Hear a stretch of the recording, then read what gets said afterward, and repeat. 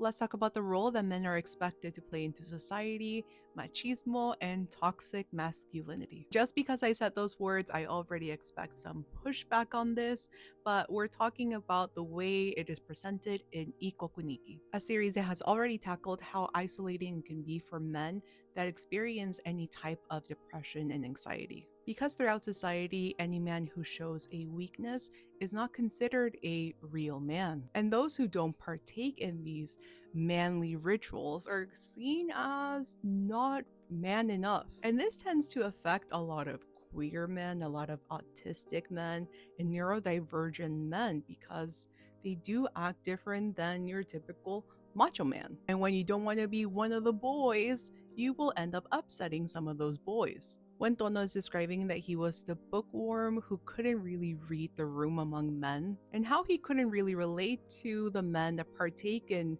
locker room talk and boy-centric rituals, you can really see how the idea of manhood really affects men in very different ways. Kasamachi, who's painted as the ideal manly man, has suffered a lot because of this. He grew up with a father that expected a lot from Kasamachi and expected him to not show emotion, to not cry, or show any weakness. And this idea to have to perform to societal expectations of a man can be very damaging to every type of man. It almost feels like you can't be yourself and you're encouraged to fit in into these male-centric rituals. And once you let go of the pressure and the fear of being perceived as less of a man, you can start to finally feel more like yourself.